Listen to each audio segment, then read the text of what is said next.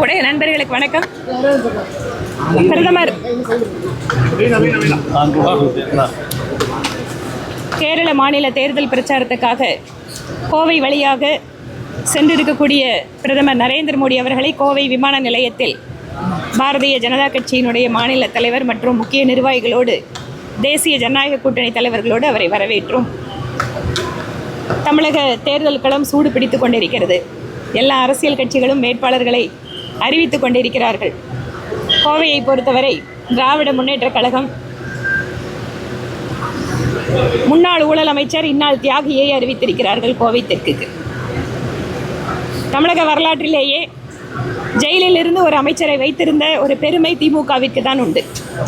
அப்படி ஜெயிலில் இருக்கக்கூடிய ஒரு ஊழல் கரை பறிந்த அமைச்சரை கோவை மாதிரியான இடத்திற்கு அனுப்பி வைத்திருப்பதன் வாயிலாக இரண்டு விஷயங்கள் நடக்கும். ஒன்று, கடந்த முறை மாதிரியே 10க்கு 10 என்று கோவை மாவட்டத்தின் அனைத்து தொகுதிகளும் என்டிஏ வசம் வரும்.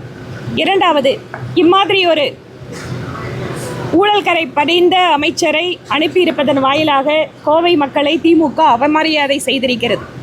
அது மட்டுமல்ல, கோவையிலே திமுகவிலே எத்தனையோ ஆண்டு காலம் பணி செய்து இந்த பகுதியில் கட்சியை வளர்த்த உண்மையான திமுகவினுடைய விசுவாசிகளுக்கெல்லாம் இந்த இடத்தில் இல்லாமல் கோயம்புத்தூர் திமுக காரர்களை நம்பாமல் திரு மு.க. ஸ்டாலின் அவர்கள் இம்மாதிரி வெளி மாவட்டத்திலிருந்து ஒருவரை இங்கு வேட்பாளராக நியமிப்பதன் வாயிலாக எங்களுடைய வெற்றிக்கு அவர் வழி ஏற்படுத்தி கொடுத்திருக்கிறார். இந்த முறையும் அண்ணா திராவிட முன்னேற்றக் கழகத்தின் முன்னாள் அமைச்சர் திரு எஸ்.பி. வேலுமணி அவர்கள் தலைமையில் 21 போலவே 26 தேர்தல் முடிவுகளும் இந்த மாவட்டத்தில் இருக்கும். கடந்த 234 தொகுதிகளிலும் இன்னைக்கு வேட்பாளர் விஜய் அறிவிச்சிருக்காரு. போட்டி திமுகவுக்கும் தாவேகாவுக்கும் மட்டும்தான் அப்படின்னு சொல்லியிருக்காரு.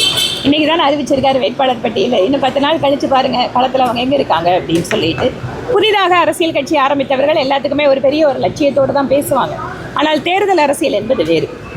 அதனால ஒரு புதிதாக களத்துக்கு வந்திருக்கக்கூடிய கட்சி முதல் தேர்தல் அவர்களுக்கு எப்பவுமே ஒரு முதல் விஷயம் அப்படின்னா எல்லாத்துக்கும் ஒரு எக்ஸைட்மெண்ட் இருக்கும்.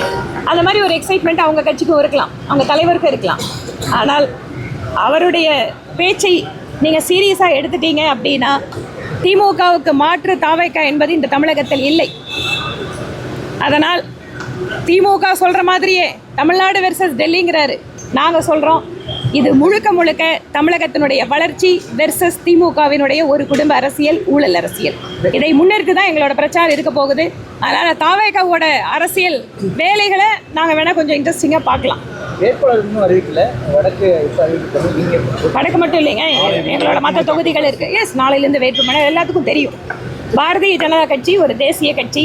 மாநிலத்தில் டக்குனு இருக்கிற மாநில தலைவர்கள் முடிவு பண்ணுற மாதிரி எங்களோட கட்சியில் அப்படி முடிவெடுக்க முடியாது. திரு பியூஷ் கோயல் எங்கள் தேர்தல் பொறுப்பாளர் வெளிநாட்டில் இருப்பதால் நாளை காலைக்கு தான் வராரு. நாளைக்கு அவர் வந்ததுக்கு பின்பாக மாநில அளவிலான ஆலோசனை கூட்டம் நடந்து அதற்கு பின்பாக அந்த பட்டியல் டெல்லி சென்று டெல்லியிலிருந்து எங்கள் வேட்பாளர்களை அறிவிப்பார்கள். இந்த உள்ள என்ன நடக்குது அப்படிங்கிறதுல எனக்கு தெரியாது. ஏனென்றால் கூட்டணி பேச்சுவார்த்தை முழுக்க முழுக்க கட்சியில் ஒரு தலைவர்கள் இருக்காங்க, அவங்களோட நடந்துட்டு இருக்கு. எங்கள் கட்சியில் கூட மத்திய அமைச்சர் திரு எல் முருகன் அவர்களும் மாநில தலைவர் அவங்க முன்னேற்றம் நடத்திட்டு இருக்காங்க. அதனால கூட்டணிக்குள்ள எந்த தொகுதி வருது போகுதுங்கிற விஷயம் எனக்கு எதுவும் தெரியாது. அண்ணாமலை வரல, கோவில வீட்டில் இருக்காது. ஆனால் இல்லை நான் வந்த உடனே நான் கேட்டேன் அண்ணாமலை எப்போ வராருங்க அப்படின்னு கேட்டேன். அதுக்கப்புறம் இல்லை லிஸ்ட்டில் நாங்கள் எல்லாம் போட்டு தான் அனுப்பிச்சோம், அவர் தான் வரல அப்படிங்கிற ஒரு தகவல் வந்தது.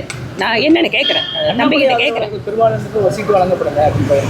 முதல்ல இந்த மாதிரி தனித்தனியாக ஆதரவாளருங்கிறதே இல்லைங்க. பிஜேபி கூட்டமே ஒரு போஸ்ட் எடுத்துருக்கு. அதை எப்படி பாருங்க.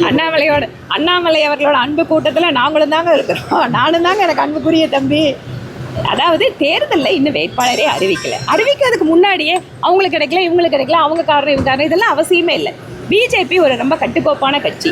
ரெண்டாவது, பிஜேபியில் யாருக்கு எந்த நேரத்தில் எந்த பொறுப்பு கொடுக்கணும்னு கட்சி தலைமைக்கு தெரியும். என்றால் ஒரு சிலர் கட்சியில் உயர்ந்த பொறுப்பு கொடுப்பாங்க, ஒரு சிலருக்கு எம்எல்ஏ சீட் கொடுப்பாங்க, ஒரு சிலருக்கு எம்பி சீட் கொடுப்பாங்க. எல்லாத்தையும் அப்படி தான் அகாமடேட் பண்ண முடியும். எல்லாருக்கும் நம்ம அந்த எதிர்பார்ப்புகள் இருக்க தான் செய்யலாது. ஒரு கட்சியில் சாதாரணமாக ஒரு 5 வருஷம் வேலை செஞ்சவங்களுக்கு கூட ஒரு ஆசை இருக்கும். ஆனால் கட்சி யாருக்கு எப்படி கொடுக்கணும், எந்த நிலவரத்தில் கொடுக்கணும், அந்த தொகுதியில் நம்மளோட வெற்றி வாய்ப்பை யார் கொண்டு வருவாங்க, இந்த மாதிரி பல்வேறு விஷயங்கள் தேர்தல் அரசியலில் இருக்குது. நன்றிங்க, நன்றி.